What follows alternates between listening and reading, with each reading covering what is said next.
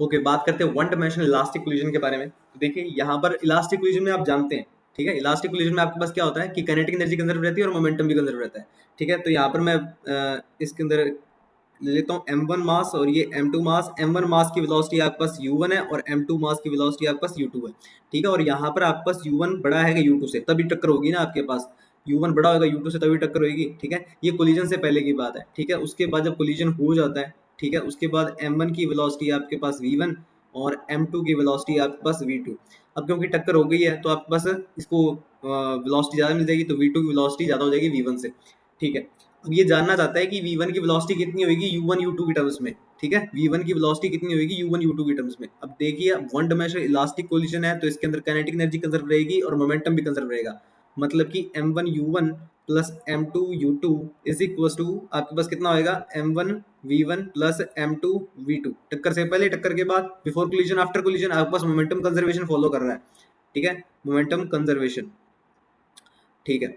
अब देखिए एक काइनेटिक एनर्जी कंजर्वेशन भी आपके पास। काइनेटिक एनर्जी कंजर्वेशन क्या आपके पास गतिज ऊर्जा का संरक्षण नियम, half m1 u1 square plus half m2 u2 square is equal to half m1 v1 square plus half m2 v2 square, ठीक है। ये काइनेटिक एनर्जी कंजर्वेशन का आपके पास रूल फॉलो हो रहा है। ओके, अब देखिए ये हमसे पूछ रहा है कि v1 कितना होगा और v2 कितना होगा। तो v1 v2 को निकालने के लिए देखिए मैं थोड़े चेंजेस करूंगा यहाँ पर। इसको मैं ऐसे लिख सकता हूँ क्या, m1 u1 माइनस v1 और यहाँ से आपके पास m2 v2 माइनस u2, ठीक है। और नीचे वाले से मैं अगर ऐसे लिख लूँ तो m1 u1 square minus v1 square, ठीक है, बाई 2 भी आएगा, और m2 by 2 v2 square minus u1 u2 square है ना, u2 स्क्वेयर, ठीक है। अब देखिए यहाँ पर 2 से 2 तो कैंसिल हो गया ना आपके पास। ओके, अब देखिए इसकी इक्वेशन में 1 कह देता हूँ, इसकी इक्वेशन 2 कह देता हूँ, ठीक है। और मैं कहता हूँ यहाँ पर कि जब 2/1 आपके पास कितना होगा 2/1। 2/1 का मतलब आपके पास देखिए m1 से m1 तो कैंसिल हो जाएगा, लिखने की जरूरत नहीं है आपके पास ना। तो यहाँ पर रहेगा u1 माइनस v1 और u1 प्लस v1, ठीक है। और डिवाइड में आपके पास क्या होगा u1 माइनस v1, ठीक है। तो m1 कैंसिल कर दिया मैंने, ठीक है ना। v2 माइनस u2 और आपके पास एक v2 प्लस u2 और v2 माइनस u2, ठीक है। अच्छा, तो कितना बन जाएगा आपके पास, ये आपके पास आ जाएगा u1 plus v1 is equal to आपके पास u2 प्लस v2, ठीक है। तो ये चीज बन गई है आपके पास। तो हमारे पास अभी ये रिलेशन आ गया है, ठीक है। मैं मोमेंटम कंजर्वेशन वापस यूज करता हूँ, m1 u1 plus m2 u2 is equal to m1 v1 plus m2 v2, ठीक है। मुझे v1 चाहिए, ठीक है, u1 u2 की टर्म्स में, ठीक है। तो v2 मुझे नहीं चाहिए, v2 नहीं चाहिए तो यहाँ से रिप्लेस कर दूंगा। v2 आपके पास कितना आएगा u1 plus v1 minus u2, इतना आएगा आपके पास। तो ये मैंने सब्स्टिट्यूट कर दिया वापस से यहाँ पर m1 v1 plus m2 u1 plus v1 minus u2, ठीक है। और इधर आपके पास m1 u1। ओके, तो यहाँ पर आपके पास देखिए v1 को इंडिविजुअल कर लेते हैं। v1 को अगर कॉमन लूंगा तो मेरे पास आ जाएगा m1 प्लस m2। बाकी जितनी भी टर्म्स हम उधर भेज देते हैं। तो m1 u1 ये का इधर इधर का, और m2 u2, और उधर से आएंगे हमारे पास m2 u2 आ जाएगा उधर से। और जो लास्ट टर्म आपके पास रहेगी वो रहेगी माइनस m2 u1, ठीक है। तो यहाँ से मैं u1 कॉमन ले लूँ अगर, तो u1 अगर कॉमन ले लूँ तो मेरे पास आ जाएगा m1 माइनस m2 और ये हो जाएगा 2m2 u2, ठीक है, is equal to v1 m1 plus m2, ठीक है। तो v1 कितना आ गया हमारे पास, v1 is equal to u1 m1 minus m2 plus 2m2 u2 over m1 plus m2, ठीक है। तो ये चीज़ हमारे पास क्या है, वेलोसिटी आ गई है जो हमें चाहिए थी। टक्कर होने के बाद जो आपके पास m1 मास की जो वेलोसिटी होगी वो v1 होगी, ठीक है। इसी तरीके से आप जब ये v1 की वैल्यू, ये v1 की वैल्यू यहाँ पर सब्स्टिट्यूट कर देंगे, यहाँ पर सब्स्टिट्यूट कर देंगे तो आपको मिल जाएगा v2, ठीक है, u1 u2 की टर्म्स में, ठीक है। तो ये काम आपने खुद ने करना है, ठीक है। सिमिलरली मैं इसको लिख देता हूँ, सिमिलरली आपके पास जो v2 बनेगा वो आपके पास बनेगा u2 m2 माइनस m1, ठीक है, plus 2m1 u1 over m1 plus m2, ठीक है, m1 प्लस m2। ओके, ये 2 है इधर। अब देखिए यहाँ पर इसके केस देख लेते हैं। फर्स्ट केस इसके अंदर केस वन में इसके अंदर अब बात करते हैं इफ u2 एट रेस्ट, मतलब कि दो मास थे ना हमारे पास m1 और m2, ठीक है। इसकी वेलोसिटी u1 थी, इसकी वेलोसिटी u2 थी। मैंने कह दिया अब u2 आपके पास जीरो पर है, मतलब कि u2 पर रेस्ट पर है। If u2 is equal to zero, मतलब कि रेस्ट की कंडीशन, मतलब कि जो हमारे पास मास m2 है वो हमारे पास रेस्ट पर है, और मास m1 आपके पास u1 वेलोसिटी से आ रहा है, तो हमारे पास v1 कितना होगा, v1 आप लिखेंगे, v1 आपके पास होगा m1 minus m2 u1 over m1 plus m2, ठीक है। और इसी तरीके से v2 कितना होगा, v2 आपके पास होगा v2 u2 is equal to zero replace कर दीजिए, तो रहेगा 2m1 u1 over m1 plus m2, ठीक है। अब देखिए इसी के अंदर एक और केस है, इसी के अंदर केस फर्स्ट के अंदर आपके पास एक सब केस बनता है। सब केस आपके पास अगर दोनों ही मास सेम हो, if m1 is equal to m2, m1 equal to m2, तो आपके पास v1 कितना हो जाएगा, v1 तो आपके पास जीरो हो जाएगा, और v2 कितना हो जाएगा, v2 आपके पास u1 हो जाएगा, ठीक है। नेक्स्ट केस इसी के अंदर अगर आपके पास इफ m1 मास आपके पास बहुत बहुत ज़्यादा छोटा हो m2 से, ठीक है, बहुत बहुत ज़्यादा छोटा हो, तो आपके पास v1 कितना होगा, v1 आप कहेंगे देखिए m1 बहुत ज़्यादा छोटा है m2 से, तो नेगेटिव में आएगा, ठीक है, माइनस ऑफ u1 आप ऐसे कह सकते हैं, क्योंकि आप नेग्लेक्ट कर देंगे ना m1 को, तो ठीक है। देखिए कैसे लिखेंगे आप, v1 is equal to minus m2 u1, और नीचे भी आपके पास m1 बहुत ज़्यादा छोटा है m2 से, तो यहाँ पर m2 लिख देंगे, तो m2 से m2 cancel, v1 over is equal to minus u1 आ जाएगा इतना, ठीक है। तो ये बात समझ गए आप, ओके। आगे चलते हैं केस 2 पर। केस 2 पर आप देखें इसको, केस 2 में अब इसके अंदर है, अब अगर m1 इक्वल टू m2 होता है, तो m1 इक्वल टू m2 होता है, तो हमें ऊपर वाले फॉर्मूले इनपुट करना है v1 वाले में, ठीक है। तो मेरे पास कितना आ जाएगा, v1 मेरे पास आ जाएगा, देखिए वापस लेता हूँ, v1 इज इक्वल टू आपके पास u1 m1 minus m2 plus 2m2 u2 over m1 plus m2, ठीक है। अब देखिए v1 कितना बन जाएगा, ठीक है, v1 आपके पास बन जाएगा, ये तो जीरो हो गया, ठीक है। और यहाँ पर आपके पास m1 इक्वल टू m2 है, तो आपके पास कितना आ जाएगा, यहाँ पर 2m2 बन गया, और यहाँ पर आपके पास 2m2 बन जाएगा, क्योंकि आपके पास m1 इक्वल टू m2 है ना, तो आपके पास u2 आ जाएगा, तो v1 इक्वल टू u2 आ जाएगा, ओके। नेक्स्ट आपके पास v2 हमारे पास कितना था, v2 आपके पास था u2 m2 minus m1 plus 2m1 u1 over m1 plus m2, ठीक है। तो यहाँ पर m1 इक्वल टू m2 का जीरो हो जाएगा, और ये भी पास 2m ये कैंसिल हो जाएगा, और आपके पास कितना आ जाएगा v2 u1, ठीक है। मतलब कि जब आपके पास दोनों ही मास सेम होंगे आपके पास, ये m1 ये m2, ठीक है, और इसकी वेलोसिटी u1 है, इसकी वेलोसिटी u2 है, ठीक है।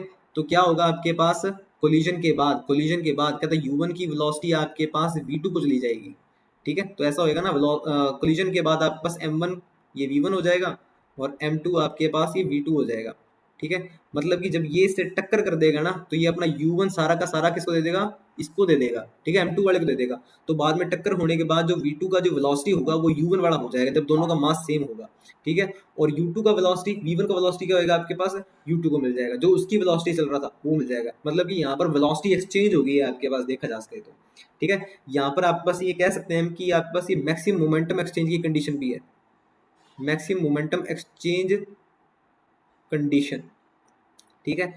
मतलब कि जिस वेलोसिटी से m1 आ रहा था u1, ठीक है, वो सारी सारी वेलोसिटी किसको मिल गई, टक्कर के बाद, टक्कर किससे हुई, m2 से हुई है ना, तो m2 को सारी सारी वेलोसिटी मिल जाएगी, तो v2 बराबर आपके पास क्या आ गया, u1 आ गया। ये मैक्सिमम मोमेंटम एक्सचेंज की कंडीशन है आपके पास, ओके। तो ये दो कंडीशन बचती थी आपके पास, ठीक है। यहाँ पर मैं ये भी देखना चाहता हूँ इसके अंदर सब केस एक और, कि आपके पास काइनेटिक एनर्जी कितनी ट्रांसफर हुई है, काइनेटिक एनर्जी कितनी ट्रांसफर हुई है। काइनेटिक एनर्जी ट्रांसफर देखने के लिए आप देखिए, ये मास m1 है, ठीक है, थोड़ा सा और बड़ा कर लेते हैं इसे, ये मास m1 और ये मास m2, ठीक है। मैक्सिमम काइनेटिक एनर्जी ट्रांसफर देखने के लिए मुझे ये देखना पड़ेगा, ये इसको मैं रेस्ट पे कर देता हूँ, u2 जीरो पर है, ठीक है। यहाँ पर इनके बीच में हुआ इलास्टिक कोलिजन, ठीक है, टक्कर हो गई इनके बीच में, और यहाँ पर ये m1 आपके पास वेलोसिटी होगी इसकी v1, और m2 की वेलोसिटी आपके पास हो गई है v2, ठीक है। अब देखिए क्योंकि एक इलास्टिक कोलिजन हो रहा है, तो यहाँ पर आपके पास क्या होगा, गतिज ऊर्जा का संरक्षण होगा, काइनेटिक एनर्जी कंजर्वेशन होगी। Kinetic energy conservation, in kinetic energy conservation आप कहते हो टक्कर होने से पहले गतिज ऊर्जा कितनी है, देखिए इसकी तो कोई है ही नहीं काइनेटिक एनर्जी, तो आप लिखेंगे हाफ m1, इसकी वेलोसिटी आपके पास u1 है, ठीक है, हाफ m1 u1 स्क्वायर, ठीक है, plus zero is equal to आप लिखोगे इसके अंदर फाइनल कितना हो जाएगा, half m1 v1 square plus half m2 v2 square, okay. अब देखिए क्या हुआ कि M1 जाके टक्कर करता है M2 से, तो काइनेटिक एनर्जी ट्रांसफर हुई है। पर अब ये जानना चाहता है कि कितनी एनर्जी काइनेटिक एनर्जी ट्रांसफर हो गई है। ठीक है, इसकी जो काइनेटिक एनर्जी थी, ये काइनेटिक एनर्जी थी ना इसकी, ठीक है, इसका कितना हिस्सा मतलब कि M2 को ट्रांसफर हो गया। ठीक है, इसकी काइनेटिक एनर्जी इतनी थी। ठीक है, इसका कितना हिस्सा मतलब कि जो शुरुआत की काइनेटिक एनर्जी, शुरुआत की काइनेटिक एनर्जी के आई से रिप्रेजेंट कर देता हूँ, इनिशियल इनिशियल आपके पास कितनी है, हाफ M1 U1 स्क्वायर, इसका इस एनर्जी का कितना हिस्सा M2 को ट्रांसफर हो जाएगा। तो देखिए फाइनल काइनेटिक एनर्जी आपके पास, आप लिख सकते हैं final kinetic energy, final kinetic energy आपके पास होएगी देखिए M2 की, M2 की मैं फाइनल काइनेटिक एनर्जी देखूं तो M2 की फाइनल काइनेटिक एनर्जी आप लिखेंगे final half M2 V2 square. ठीक है, ये इतनी होगी, मतलब कि इतनी काइनेटिक एनर्जी मिल गई। ठीक है, और ये किस कहाँ से मिली है इसको, ये इससे मिली है। ठीक है, अब देखिए ऊपर हमने केसेस किए थे, केसेस में आपके पास जब मेरे पास M2 रेस्ट पर था, M2 रेस्ट पर था तो मेरे पास V2 कितना आया था, दिखाया था वापस से। अब ये देखो M2 आपके पास रेस्ट पर है, मतलब कि U2 M2 रेस्ट पर है। ठीक है, तो आपके पास V2 कितना आएगा, इतना आएगा 2m1 U1 over 2m1 plus M2, 2m1 U1 over M1 plus M2। ठीक है, इतना आएगा, तो इसे मैं याद रखता हूँ और नीचे कॉपी कर लेता हूँ। तो V2 मेरे पास था, V2 is equal to 2m1 U1 over M1 plus M2। कब है ये आपके पास, ये तब है आपके पास जब आपके पास M2 रेस्ट पर है। ठीक है, रेस्ट पर है, तो ये मैं यहाँ पर अगर सब्स्टिट्यूट कर दूँ, ठीक है, तो कितना आएगा मेरे पास, हाफ M2 और 4m1 square U1 square over M1 plus M2 का होल स्क्वेयर। ठीक है, तो इसी को अगर रीअरेंज करके लिखूं अगर मैं, तो आपके पास कितना लिखा जा सकता है, हाफ M1 U1 स्क्वेयर। ठीक है, और बाकी आपके पास यहाँ पर कितना रह जाएगा, 4m1 M2 over M1 plus M2 का होल स्क्वेयर। ठीक है, इतना बन जाएगा आपके पास। ठीक है, तो ये क्या था, ये तो ये रहा। ठीक है, तो kinetic energy final, the kinetic energy final is equal to kinetic energy initial of 4m1 M2 over M1 plus M2 का होल स्क्वायर। ठीक है, तो यहाँ से मुझे पता लग गया कि आपके पास फाइनली काइनेटिक एनर्जी कितनी ट्रांसफर हुई है, इनिशियल काइनेटिक एनर्जी की इतनी ट्रांसफर हुई है। ठीक है, तो ये मैं रेशियो लिख देता हूँ। ठीक है, इन्हें आगे वाले आने वाले लेक्चर्स में हम यूज भी कर सकते हैं। ठीक है, M प्लस M2 का होल स्क्वायर, ये आपको पता है क्या बता रहा है, समझ में आ गई ना बात, ये कि आपको इनिशियल काइनेटिक एनर्जी का आपको कितना ट्रांसफर हुआ है फाइनली। ठीक है, जो आपके पास M1 मास था ना, M1 मास था, वो आपके पास U1 वेलोसिटी से आ रहा था, ये आपके पास रेस्ट पर था, U2 आपके पास 0 पर था। ठीक है, तो इसने इसको कितना गतिज ऊर्जा ट्रांसफर कर दिया है, वो आपके पास इस फॉर्मूले से आपको पता लग जाएगा। ठीक है, फाइनली काइनेटिक एनर्जी आपको इनिशियल काइनेटिक एनर्जी का कितना ट्रांसफर हुआ मिल चुका है। ठीक है, तो ये उनका रेशो है। अब देखिए अगर इसी केस के अंदर, इसी में केस देख लो आप, केस में अगर M1 इक्वल टू M2 हो, ठीक है, M1 इक्वल टू M2 हो, तो आप यहाँ क्या करेंगे, के एफ ओवर के आई। ठीक है, 4m1 स्क्वेयर लिख देंगे ऊपर, और नीचे क्या लिख देंगे, नीचे आप लिख देंगे 2m1 का स्क्वेयर। ठीक है, तो मतलब कि यहाँ से ये तो कैंसिल आउट हो जाएंगे ना, दोनों ये तो कैंसिल आउट हो रहे हैं। ठीक है, 4m1 स्क्वेयर, 4m1 स्क्वेयर ऊपर नीचे बन रहा है, तो आप कहेंगे kinetic energy final is equal to kinetic energy initial. ठीक है, मतलब कि अगर जो दोनों ही मास आप पर आप सेम होंगे तो आपके पास टोटल काइनेटिक एनर्जी ट्रांसफर हो जाएगी, जितनी पहले होगी उतनी ही आखिरी वाले को काइनेटिक एनर्जी मिल जाएगी। तो ये मैक्सिमम काइनेटिक एनर्जी ट्रांसफर की कंडीशन है, मैक्सिमम काइनेटिक एनर्जी ट्रांसफर की कंडीशन है ये। ठीक है, देखिए इससे पहले मैंने मैक्सिमम मोमेंटम एक्सचेंज की कंडीशन पढ़ी थी। Maximum kinetic energy transfer condition आपके पास कब आएगी, जब आपके पास पहली बात तो M1 इक्वल टू M2 होना चाहिए, और दूसरी बात जो आपके पास M2 है वो रेस्ट पर होना चाहिए। ठीक है, तो आपके पास क्या हो जाएगा, मैक्सिमम काइनेटिक एनर्जी ट्रांसफर हो जाएगी दूसरे वाले को। अब देखिए इसी के अंदर मैंने मैक्सिमम मोमेंटम एक्सचेंज की कंडीशन पढ़ी थी। मैक्सिमम मोमेंटम एक्सचेंज की कंडीशन मैं आपको ऊपर दिखा देता हूँ। ये आपके पास तब थी जब आपके पास M1 इक्वल टू M2 था। ठीक है, और यहाँ पर मैं यूं नहीं कह रहा हूँ कि U2 आपके पास रेस्ट पर है, U2 रेस्ट की कंडीशन नहीं है इसके अंदर। ठीक है, तो थोड़ा सा ध्यान से, मैक्सिमम मोमेंटम एक्सचेंज की कंडीशन आपके पास M1 इक्वल टू M2 पर ही आ जाती है, पर मैक्सिमम काइनेटिक एनर्जी की ट्रांसफर की कंडीशन आपके पास किस पे आती है, U2 पर रेस्ट पर होना चाहिए, और M1 इक्वल टू M2 भी होना चाहिए। Okay, thank you.